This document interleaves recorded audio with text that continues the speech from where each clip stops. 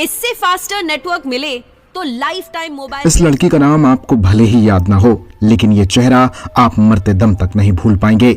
आज ये लड़की कहाँ है और किस हाल में है, उसे सुनकर आपको दर्द जरूर होगा।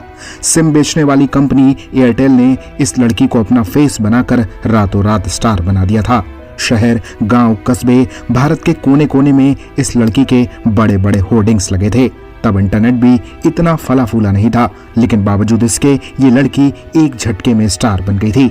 इस लड़की का नाम था साशा छेत्री। करीब 8 साल पहले एयरटेल ने साशा को अपने एड्स के लिए कास्ट किया और इसके बाद साशा को जिस तरह से लोगों ने पसंद किया, उसके बाद एयरटेल ने साशा से एक के बाद एक कई एड्स करवा डाले।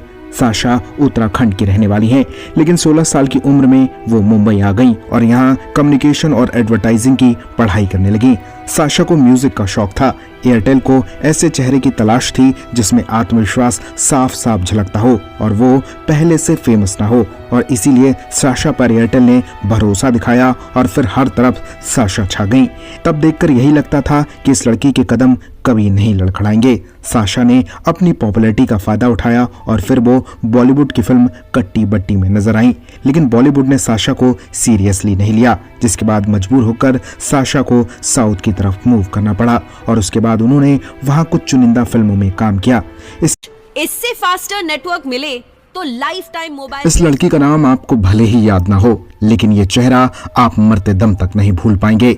आज ये लड़की कहाँ है और किस हाल में है, उसे सुनकर आपको दर्द जरूर होगा।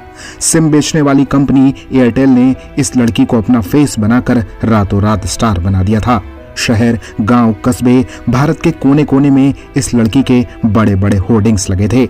तब इंटरनेट भी इतना फला फूला नहीं था, लेकिन बावजूद इसके ये लड़की एक झटके में स्टार बन गई थी। इस लड़की का नाम था साशा छेत्री। करीब 8 साल पहले एयरटेल ने साशा को अपने एड्स के लिए कास्ट किया और इसके बाद साशा को जिस तरह से लोगों ने पसंद किया, उसके बाद एयरटेल ने साशा से एक के बाद एक कई एड्स करवा डाले।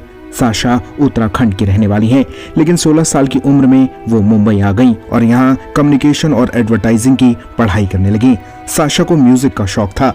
एयरटेल को ऐसे चेहरे की तलाश थी जिसमें आत्मविश्वास साफ साफ झलकता हो और वो पहले से फेमस ना हो, और इसीलिए साशा पर एयरटेल ने भरोसा दिखाया और फिर हर तरफ साशा छा गई।